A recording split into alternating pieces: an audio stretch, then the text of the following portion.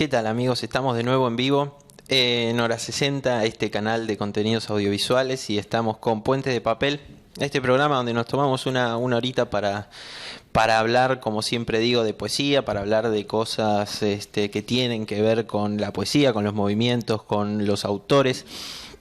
Y en este caso de lo que vamos a estar, de lo que vamos a estar charlando un poco, está basado en un trabajo final, en una monografía final que hizo una jovencísima académica, que es Marina Dopico.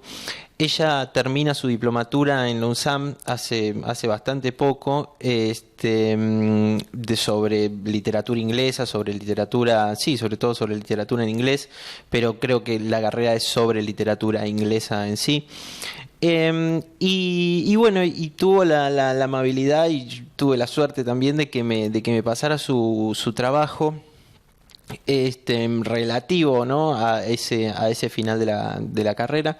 Entonces, bueno, lo estuve viendo, lo estuve pensando, y elegí hacer este programa no solamente basándome en el orden que ella elige para desarrollar esa última monografía, casi un ensayito, diría yo, ¿no?, de la relación de este poeta romántico, William Blake, muy famoso, muy conocido, que ha, desde mi punto de vista, hasta trascendido lo que es la lengua inglesa, lo que se puede decir la lengua inglesa. Lo he visto nombrar en poemas de, entre otros, Juan Gelman. Aparece bastante presente dentro de toda la literatura universal. Blake, hoy sí hay mucho material y no me voy a poder detener tanto en los datos biográficos de este autor.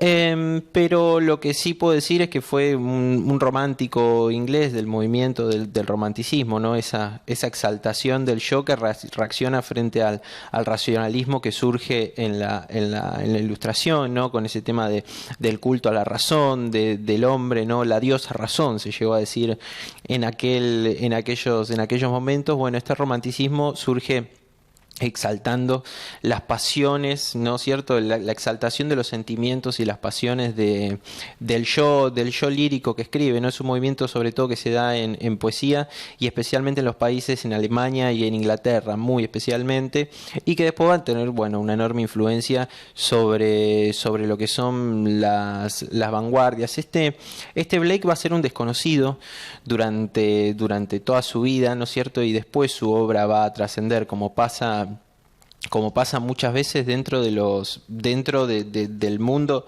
no solamente de la poesía, ¿no es cierto?, sino también también de la literatura. Es algo bastante común, lamentablemente, a veces. Pero Marina hizo este trabajo que a mí me pareció bastante interesante por el enfoque que da. No solamente se basa en los poetas románticos, mejor dicho, en este poeta romántico que es Blake, sino que lo relaciona a los poetas de la contracultura, ¿no es cierto?, que los grandes poetas de la contracultura son, desde este punto de vista y desde hoy, son los cantautores de la década de los años 60, ¿no es cierto?, que sobre todo vamos a ver a Bob Dylan y a Joni Mitchell, que son los más relacionados a este movimiento y a la enorme influencia que va a tener Blake, el romántico del Blake. A veces parece que hay como una reinterpretación, ¿no es cierto?, del romanticismo del Blake, y que ellos trasladan de alguna manera las formas, las ideas, el pensamiento de Blake. No solamente su influencia estética, sino que hay como una correlación. Se los podría llamar hasta los nuevos románticos de alguna forma, porque esa exaltación del yo individual que tiene el romanticismo también la va a tener el tema de la contracultura de la década del 60, con algunas aristas como son el hipismo, la idea de comunidad, etcétera. Pero sin embargo, como que va a profundizar un poco más dentro de ese contexto. También la poesía beat, vamos a ver que sirvió bastante para dar un poco también matices y meterse dentro de las preocupaciones de su época. pero sobre todo nos vamos a centrar en estos dos cantautores. Ella, su monografía es más larga, tiene otros, pero me parece que estos dos son como los principales, ¿no? Que toman la influencia de Blake y los que más han trascendido. Bueno, Bob Dylan ya es premio Nobel de literatura, así que bueno, me pareció muy interesante, muy interesante. Y bueno, también había algunas cosas que yo quería resaltar dentro de esa monografía que no está publicada, pero me parecería bastante interesante que pueda publicarse, porque también en un principio hay una relación, si se quiere, filosófica, con el tema de la síntesis, la antítesis, ¿no es cierto? Esos postulados de Hegel, que también nace dentro de esa idea del nacionalismo romántico y dentro de todo ese concepto, ese pensamiento nace por ese lado, así que también hay un pequeño así análisis filosófico sobre la poesía de Blake, que también es bastante interesante. No puedo hacer tanto hincapié acá, pero no quería dejar de mencionarlo porque es un enfoque distinto, ¿no? Digamos, o no distinto, porque ya se lo ha pensado Blake desde la filosofía, pero es una manera de ponerlo en contexto con el pensamiento de una época. De Blake lo que se puede decir, además de que es uno de los principales representantes de la literatura inglesa y de la literatura mundial, ya a esta altura, también se va a desarrollar en distintas artes. Él va a ser pintor, va a tener que ver, hay muchos poemas de él escritos y también ilustrados de él mismo. También va a ser músico y su música se va a relacionar también con la poesía. Y eso es lo que quería destacar y lo que me parece que empieza ya con esa primera aproximación a estos músicos contraculturales de los 60, sobre todo del rock y del folk. Dylan y Joni Mitchell ya son más del folk, pero también después va a haber influencias. Para mí una romántica tardía, se podría decir, de la contracultura de los 60 es Patti Smith. Patti Smith también, esta cantante de punk, de proto-punk, si no me equivoco, se la describe como proto-punk. También va a tener, bueno, una influencia muy importante de la poesía. Hace poco creo que estuvo en el Centro Cultural Kirchner y entre canción y canción también estuvo recitando poemas, ¿no? Hay como una relación muy indirecta con esta, bueno, con la idea de darle fuerza lírica a las canciones y no que sean un espacio solamente para rellenar la música. Así que dentro de esa musicalidad de Blake, como digo, hoy tenemos bastante material, así que no quiero demorarme mucho más en esto. Quiero ponerles este primer video, este acercamiento a William Blake. En YouTube aparece, son unos poemas recitados por alguien, no sé, no dice el nombre, ni es alguien así que yo sepa por lo menos ilustre, ¿no? Que digamos, ya después vamos a ver que sí hay algunos otros.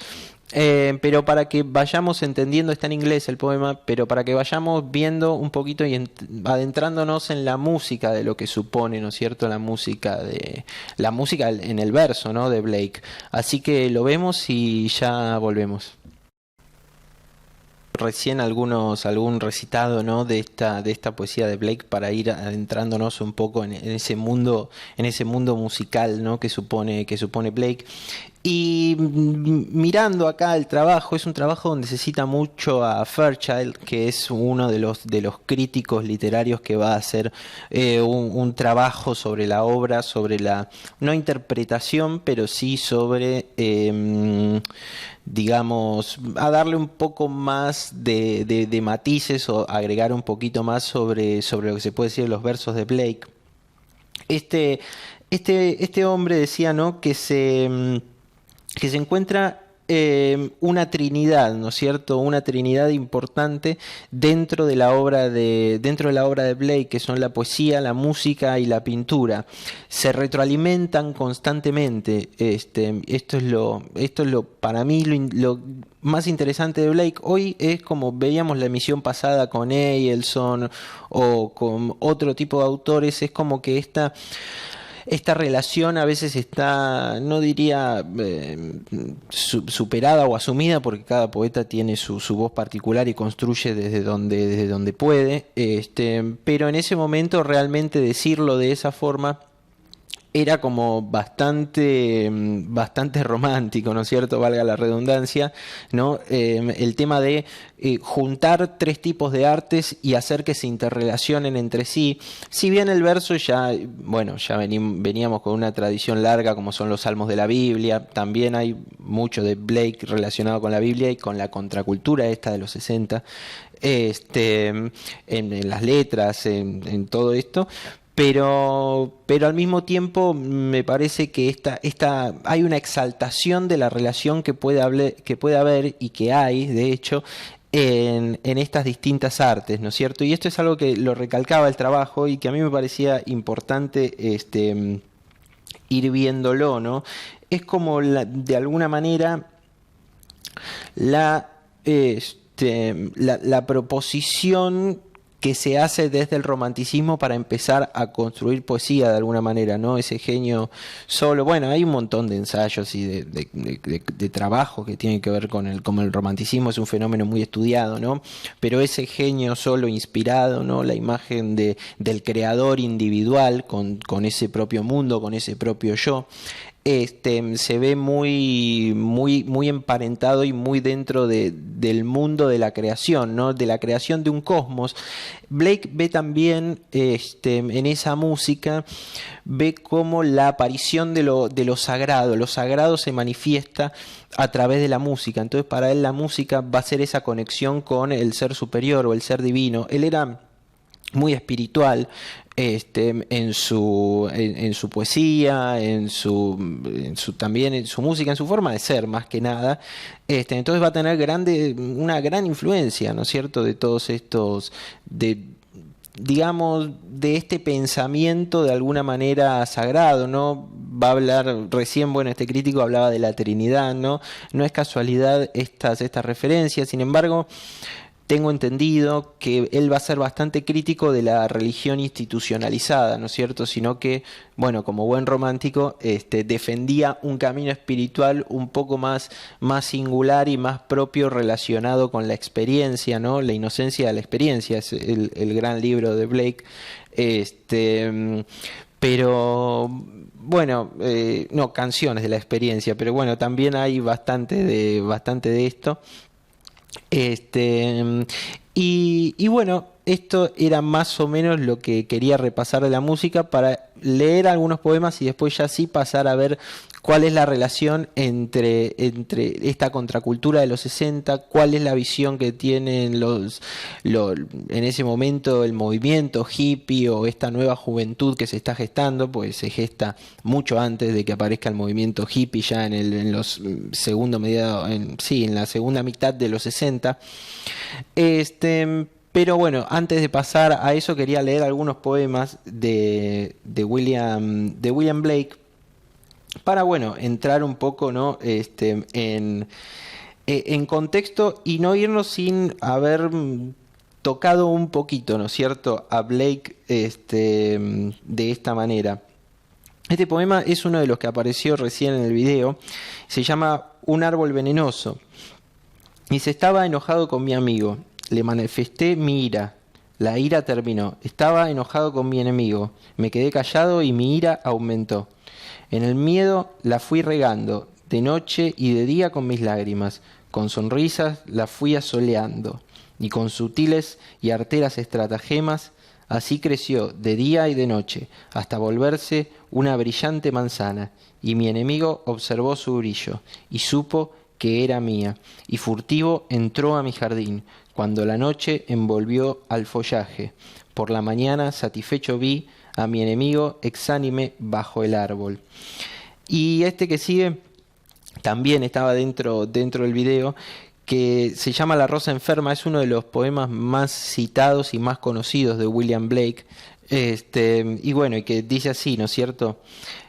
Oh rosa, estás enferma, el gusano invisible que vuela en la noche, en el ulular del viento, descubrió tu lecho de alegría escarlata y su oscuro y secreto amor consume tu vida, ¿no? Y también qué interesante cómo hay en la música, ahora lo voy a leer en inglés, pero para que se vea bien cómo este peso de la importancia de la música que le da Blake y cómo se nota que es un artista trabajando dentro desde lugares, digamos, interdisciplinarios completamente distintos, cuando la poesía quizás en ese entonces estaba más relacionada con un tema del intelectual, de solamente las letras, ¿no es cierto? Como una suprafilosofía, ¿no? Visto de esa manera. Y cómo Blake recrea esta relación y lo hace un poco más un arte, ¿no? Dice, "Oh Rose, through art seek the invisible worm that flies in the night in the holy storm, has found out the bed of crimson joy, and his dark secret love does thy life destroy." ¿No es cierto? Tiene como esa música que nos va llevando dentro de una cadencia también muy particular. Pero como digo, tenemos mucho material, así que quiero seguir con este pequeño video, que es precisamente Patti Smith, la que antes nombré, también recitando o leyendo uno de estos poemas de William Blake, también uno de los más conocidos. Así que bueno, lo vemos, es una curiosidad también, lo encontramos en YouTube, y también es una curiosidad ver a Patti Smith, una cantante que superó más de 100 años, unos 150 años, casi 200 años de diferencia con Blake, pero que lo rescata y lo toma como para recitar. Así que la escuchamos a Patti Smith cantar, porque lo canta el poema, este fragmento de Blake, y volvemos. Bueno, seguimos acá en Puentes de Papel, charlando también un poquito de este gran poeta inglés que es William Blake, y relacionado también con los cantautores, ¿no? De la cultura de la época, de la contracultura de la época de los años 60. Ya como decía, elegí el trabajo, esta monografía que presenta Marina Dopico en la Universidad Nacional de San Martín, para ir llevando el eje del programa, ¿no? Para ir un poco mostrando cómo lo fue pensando. Y primero en esa parte, que es lo que ya vimos, lo que hace reparar en la música, en la musicalidad, en la importancia de esa musicalidad que tiene Blake y cómo se retroalimentan las distintas artes que él practica. Después ya entra a relacionar lo que es el movimiento romántico en sí, y la figura de Blake en ese movimiento romántico relacionado con la contracultura de los años 60. Por supuesto que no puedo leer todo lo que ella, es un trabajo bastante, digamos, medianamente largo, relativamente largo, unas 20 hojas, así que no puedo leer todo. Pero sí extraje algunos conceptos, algunas cositas que nos van a ayudar a poder vincular este movimiento romántico inglés con lo que después va a suceder también en Inglaterra y en Estados Unidos. Al punto de que yo diría que el hipismo son como los nuevos románticos de alguna forma. Este periodo romántico, todo esto lo saco del trabajo de Dopico, como decía. Este periodo romántico se encuentra muy emparentado y muy en relación con lo que es el fenómeno de la Revolución Francesa, ¿no? Esa idea de hasta ese como, digamos, esos postulados, ¿no? De libertad, igualdad y fraternidad. En ese contexto nacen los románticos, y en ese momento después también se van a engendrar los nuevos nacionalismos, ¿no es cierto? Que se van a relacionar, ¿no? Con las invasiones napoleónicas, etcétera. Pero Blake en un principio, como romántico, adhiere a los postulados de la Revolución Francesa, adhiere a todo ese movimiento que se está gestando, y después lo critica, dice que era una manera de reemplazar la monarquía por un régimen distinto, ¿no es cierto? Que al fin y al cabo terminaba siendo lo mismo. Después vamos a ver esto cómo se relaciona con Dylan. Dylan hace algo similar, ¿no? De alguna manera, pero lo de Dylan ya es autorreferencial, ¿no? Como que reniega de su propia imagen de trovador de una época, ¿no? Y se pone como en contra de lo que antes predicaba, ¿no? Hay una canción de él que se llama My Back Pages, que los Byrds hacen una versión fantástica.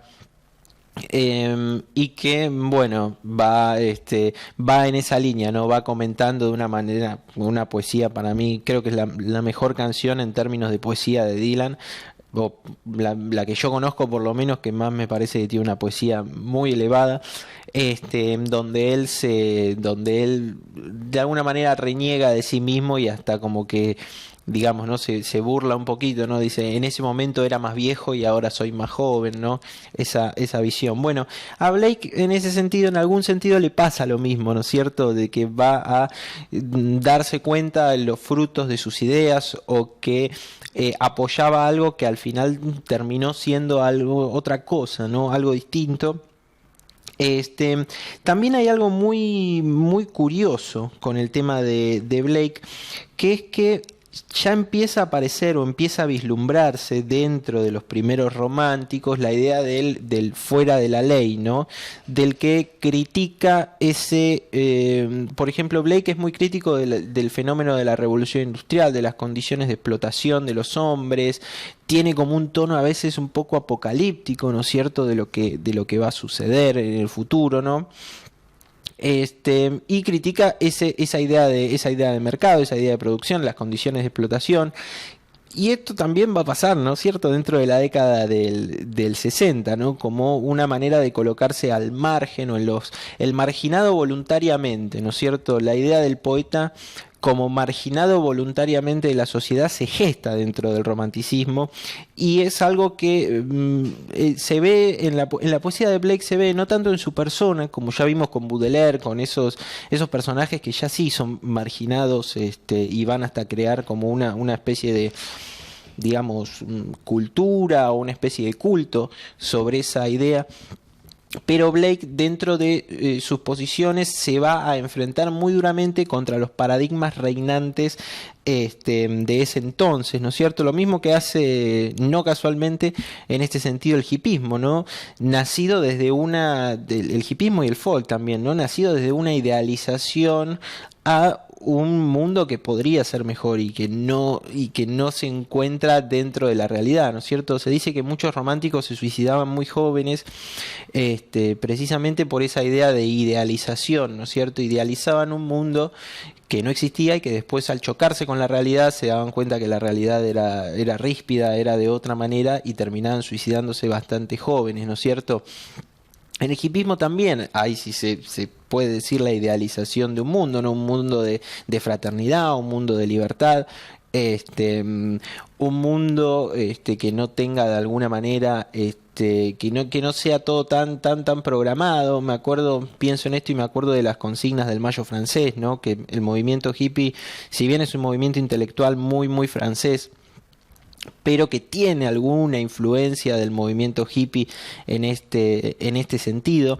Entonces, bueno, vamos a ver ese tipo de paralelismo, ¿no es cierto?, en estos dos momentos, ¿no? La crítica consumista que se hace desde la década del 60 de los hippies, y la crítica a la revolución industrial que hace Blake. Y también quería leer un poema que me parece, ¿no? Va un poco por esta línea de lo que trabaja Blake, que no solamente es, ¿no es cierto?, la belleza por la belleza, sino que a veces la belleza es también un vehículo para mostrar un mundo que tiene que ver un poco con esto que hablábamos, ¿no? Se llama La respuesta de la tierra.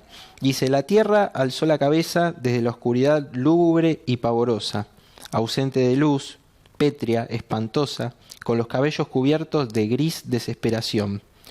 Presa en la costa húmeda, un brillo celoso custodia mi guarida. Frío, escarchado, y entre lágrimas, escucho al padre de los hombres antiguos. Egoísta padre de los hombres, miedo cruel, celoso y egoísta. ¿Puede el deleite, encadenado a la noche, crear a las vírgenes de la juventud y la mañana? ¿Acaso la primavera esconde su alegría cuando florecen los capullos? ¿Acaso el sembrador siembra por la noche o ara el labrador en la oscuridad? Rompe esta pesada cadena que congela mis huesos, egoísta, vano, eterna ruina, que el amor libre has esclavizado.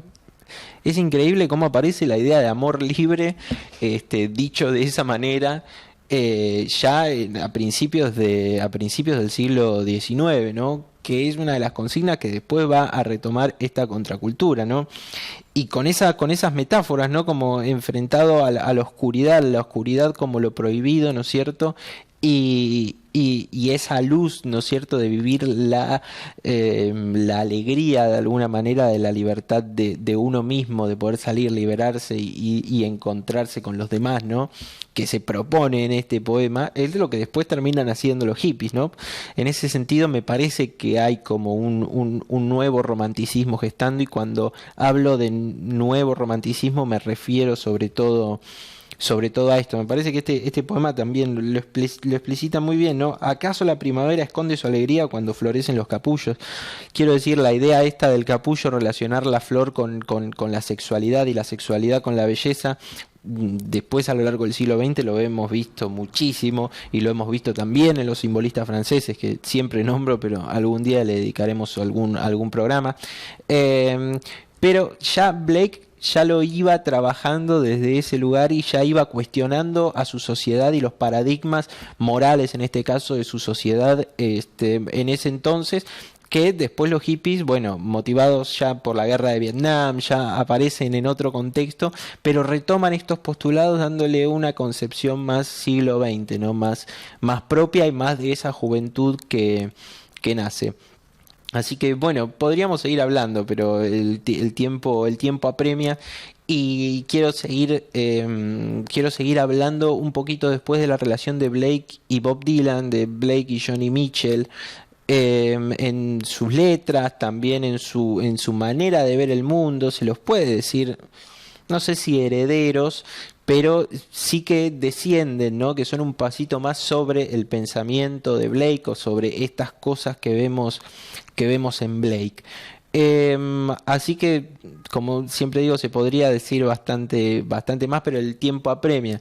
Así que no quería irme sin dejar esta relación, que aparece muy bien en el trabajo, aparece muy bien en esa monografía, pero bueno, para ir comentando, para ir viendo estos aspectos y estos tópicos que se repiten, ¿no? Esta visión del mundo, ¿no es cierto? Esta manera de entender el romanticismo, de entender la vida, de entender al otro, que se repite y tiene reminiscencias tanto en Blake como en ese movimiento contracultural de los años 60, que después, bueno, a la hora de crear arte, por supuesto que va a tener alguna relación. Así que ahora los quiero dejar precisamente con una canción de Joni Mitchell, que tiene bastante que ver con esto. A mí también, en lo personal, a mí Joni Mitchell me gusta muchísimo, así que bueno, los quiero dejar con esto a manera de introducción, para después ya ir metiéndonos en la relación entre Joni Mitchell, Bob Dylan y William Blake. Así que aquí los espero. Acá dice, ¿no es cierto?, esta lista dentro del trabajo de la monografía que estamos tratando, y que fue como un poco la columna vertebral de este programa. Dice: Kerouac, Burroughs, Blake, Ginsberg, Cummings, Pound, Eliot and Brecht, ¿no? Esas son, dice, las influencias de Bob Dylan, ¿no? Lo que Bob Dylan toma para sus letras. Hay mucho de eso. Yo le agregaría también algo de Artaud, de los franceses del fines del siglo XIX, pero me parece que es bastante acertado. Lo que hace Bob Dylan, tan cuestionado su último premio Nobel, yo siempre que puedo lo defiendo, pues me parece que es muy merecido. Además también es como dar importancia a la mentalidad de una época que hoy parece caída en desuso, o caída en otros lugares.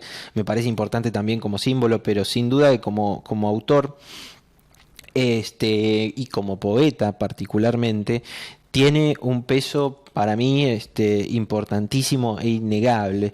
Y lo que contaba es que Dylan, cuando se habla de Dylan, estamos hablando de un registro propio dentro de sus canciones. No estamos hablando solamente del cantautor, sino que hay de alguna manera una cosmogonía, ¿no? Una manera de ver el cosmos Dylan, ¿no? Un, un mundo propio, ¿no? Siempre repito esa palabra, pero eso sucede en Dylan, ¿no es cierto? Que uno va a su obra y encuentra un uso de la metáfora siempre muy parecido. Es como si, es como si sus discos fueran, en el sentido de letras, un gran libro, ¿no es cierto? Como que no hay grandes distancias dentro de las distintas letras. Para mí, sus mejores letras están sin duda en la década del 60, en los temas más folk. Este, pero tiene eso. Y lo que toma esta monografía, dice, para armar Dylan su propia mitología, lo que hace es tomar de todos estos autores. Él en algún momento también habla de Rimbaud. Es un hombre con una cultura lírica muy vasta y muy importante. A veces tenemos la desventaja de que tenemos que leer sí o sí sus letras, yo por lo menos tengo que leer siempre sus letras traducidas, entonces me pierdo un poco, ¿no? De esa riqueza musical que tiene con las palabras. Es una riqueza, la de Dylan a mí me parece que es una riqueza muy táctil, ¿no? Es como que se puede tocar de alguna manera esa música que aparece entre las letras, ¿no? Es como también muy en carne viva. Es un poeta, a mí me parece muy en carne viva y muy de él mismo, y que no tiene ningún prurito para tener que recurrir digamos, al cristianismo. Recurre al cristianismo, recurre al judaísmo. Es un hombre que hace dialogar a las diferentes culturas y de manera muy diversas, ¿no es cierto? Porque, por ejemplo, puede estar hablando de la pobreza de África y eso hacerlo, emparentarlo con un suceso del Antiguo Testamento. Como que tiene esa habilidad Dylan, que es un toque muy personal, sin duda, pero que está muy tomado de estos autores, ¿no es cierto? Entonces, de alguna manera, leer a Blake también es acercarse un poco más. Por el otro lado está Joni Mitchell, que Joni Mitchell es poeta, música y pintora, tal como Blake es. Bueno, esto lo dice mismo. Todas estas ideas que saco las saco de la monografía, no son mías, pero bueno, nada, sirven para ir pensándolos. Así que como Blake, también esta idea de interdisciplina, que también la idea de interdisciplina se retoma mucho también en la década de los 60. La amistad entre Ginsberg y Bob Dylan, bueno, Andy Warhol con los Rolling Stones también, ¿no? Como que esta idea de, alguna vez le escuché, esto es un dato, ¿no? Le escuché a Marta Minujín, la artista plástica argentina, decir que decía, los artistas plásticos y los músicos de la contracultura éramos una sola persona, ¿no? Como que había mucha relación entre ellos. Entonces esta interdisciplinariedad que aparece mostrando Blake y que de alguna manera propone, aunque como digo ya existía, pero propone ir a fondo, ¿no? Radicaliza la idea de que sea interdisciplinaria el arte. De alguna manera se concreta en la década de los 60. Entonces también Joni Mitchell se relaciona. También hay una relación importante que hace la monografía en este sentido, que toma esas visiones apocalípticas que tiene Blake, a veces esas visiones apocalípticas que tiene el mundo, ¿no? Como si el mundo se fuera a terminar. Y Joni Mitchell lo trata en alguna de sus canciones con su preocupación por el medio ambiente, ¿no es cierto? Como que su escenario apocalíptico, su visión apocalíptica de las cosas parte desde la idea del deterioro del medio ambiente. Así que también me parece que iba por ese lado. Después ya hay referencias explícitas a Blake dentro de la obra de ambos autores. Joni Mitchell, si no me equivoco, tiene un disco que se llama El Tigre o algo así, que tenía que ver con que estuvo cantando recién Patti Smith. Y también, bueno, Bob Dylan tiene muchísimas reminiscencias. Ahora vamos a leer algo de una canción que se titula como un verso de Blake directamente, así que bueno, ahí ya la relación es explícita. Pero a mí lo que más me interesa es ver la influencia estética de Blake y Bob Dylan y en Joni Mitchell. También es importante la idea de cambio de Blake.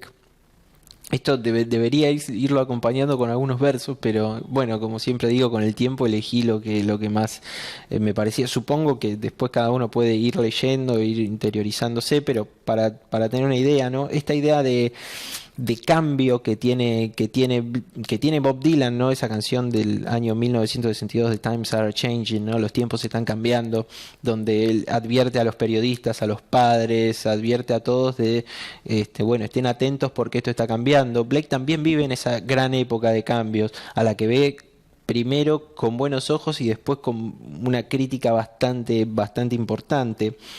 Como decía, también es algo de lo que reniega, ¿no es cierto?, Dylan en algún momento. Acá anoté un verso de Dylan en donde él reniega de su propia posición de trovador, de cantante de una época, de cantante de protesta, sobre las propias ideas que él expresaba, ¿no? Termina dándose cuenta o desencantándose un poco de esa posición que se le ha adjudicado. Y lo mismo le pasa a Blake de alguna forma con las ideas de la Revolución Francesa. Dice este verso traducido de la canción My Back Pages, dice: en posición de soldado alcé mi mano contra los perros a los que les enseñaba, sin tener miedo de convertirme en mi enemigo en el instante en que empezara yo a predicarles. ¿No es cierto? Y después, bueno, tiene un verso más específico que bueno, el verso que se repite al final, que es, bueno, pero era mucho más viejo en ese momento, como dije antes, soy más joven ahora, en el sentido de cambié de ideas, ¿no? Y renegar, como dije, un poco de eso. También es importante destacar en Joni Mitchell, en Bob Dylan y en Blake, el peso de la referencia bíblica. Todo el tiempo está muy presente, y me parece que eso también se debe a un clima de época, porque Blake en su vida espiritual, en su vida, ¿no?, de ese individuo, la imagen, por ejemplo, la imagen del poeta romántico es el poeta que se inspira subido a la montaña, ¿no? Y entonces de esa manera recibe la inspiración. Subir a la montaña en la Biblia es ponerse en presencia de Dios, ¿no es cierto? Entonces hay como esos paralelismos en donde, que es entendible, porque si van a reaccionar los románticos contra la racionalidad y el racionalismo francés, en algún momento cuando toquen el tema de los sentimientos van a llegar, se quiera o no, al espíritu, a la exaltación del espíritu. Entonces esta espiritualidad que vive y que propone Blake también de alguna manera se relaciona, ¿no?, con la época de los 60, cuando hay una gran búsqueda espiritual en religiones que no tienen que ver ya con lo occidental, los Beatles cuando viajan a la India en esa búsqueda espiritual, la música como sonido sacro. Pienso en el disco de Sgt. Pepper's Lonely Hearts Club Band de los Beatles, en donde George Harrison, en una canción Within You, Without You, toma el sitar, el instrumento de la India precisamente, y lo lleva a la música, ¿no?, dándole esa dimensión espiritual, ¿no es cierto? Como que lo espiritual hay una búsqueda muy importante en un momento y en otro momento, y eso de alguna manera se traduce en las referencias bíblicas constantes. En Dylan, por lo menos, que yo conozco más la obra de Dylan que la de Joni Mitchell, pero sé que en Joni Mitchell también aparece bastante, hay referencias al jardín, volvamos al jardín en Joni Mitchell, que es como el jardín, el paraíso perdido. Pero en Dylan lo que yo he visto pasan todos, Abraham, Jesucristo, pasan referencias culturales, y al mismo tiempo capaz te pasa un recolector de basura al lado, ¿no? Y es en un callejón, pienso en Desolation Row, en ese tipo de canciones, ¿no? Esa estética muy, muy de Dylan, pero que, como digo, no nace de un repollo. Me parece que acá es increíble. Este poema se llama Augurios de Inocencia, y empieza a ver un mundo en un grano de arena, es el primer verso de este poema, que titula una canción de Bob Dylan, o sea, explícitamente Dylan toma este verso para titular una canción, pero a mí me parece impresionante cuando leía este poema, decía, puede ser tranquilamente una canción de Bob Dylan estéticamente, para mí se ve muy claro digamos, el parentesco estético que hay, por lo menos este poema es fuertísimo, es un poema largo, pero voy a leer algunos versos, nada más, pero para darse una idea, ¿no? Dice, ver un mundo en un grano de arena y un cielo en una flor silvestre, tener el infinito en la palma de tu mano y la eternidad en una hora. Un petirrojo en una jaula pone furioso a todo el cielo. Un palomar repleto de palomas estremece las regiones del infierno. Un perro hambriento a la puerta de su amo predice la ruina de la hacienda. Un caballo maltratado en el camino clama al cielo pidiendo sangre humana. Cada grito de la liebre cazada rasga una fibra del cerebro. Una calandria herida en el ala y un querubín depone su canto. Y en una canción, Bob Dylan, que es una lluvia muy fuerte, a hard rain's gonna fall, una lluvia muy fuerte va a caer, él dice, vi lobos salvajes alrededor de un recién nacido, vi una autopista de diamantes que nadie usaba, vi una rama negra goteando sangre todavía fresca, vi una habitación llena de hombres cuyos martillos sangraban, vi una blanca escalera cubierta de agua, vi 10.000 oradores cuyas lenguas estaban rotas, vi pistolas y espadas en manos de niños y una lluvia muy fuerte va a caer. ¿No? Me parece que en ese sentido está todo dicho, ¿no es cierto? Que hay una gran, un gran parentesco. También diría acá que hay un peso del simbolismo muy importante en Dylan. Dylan siempre le da una vuelta de rosca más, como que toma estéticas, desde mi punto de vista, ¿no? Toma estéticas muy, muy clásicas, como pueden ser el romanticismo inglés, como pueden ser el simbolismo francés, como pueden ser bastantes autores, y las ensucia un poco, ¿no? Las mezcla con la calle. Me parece que ese es el gran mérito para mí de Dylan, ¿no? Puede nombrarte, bueno, que es algo que también hace Leonard Cohen, ¿no? Pero puede nombrarte una playa de California y después de eso te nombra la tierra prometida y después de, ¿no? Como que va amalgamando las dos culturas, te habla de Minnesota y después y de una ruta, como en este caso, y después, bueno, lo relaciona con Abraham o con el sacrificio, lo que sea, ¿no? Entonces, bueno, me pareció interesante, le agradezco ya de por sí a Marina por facilitarme su trabajo, espero que le haya gustado como esta pequeña interpretación mía o lo que pude llegar a tomar de su monografía. Y también me pareció interesante traérselos a ustedes, ¿no?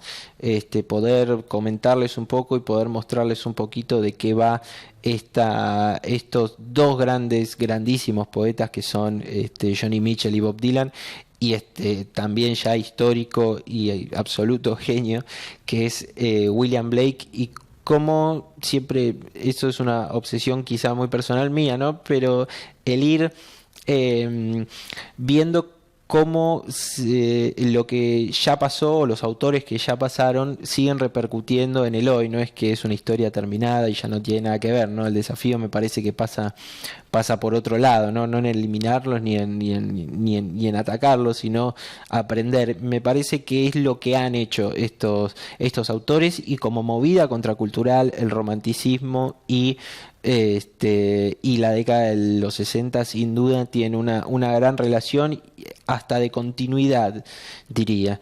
Pero bueno, quería traerles un poco, siempre acercándome desde la poesía. Espero que lo hayan disfrutado.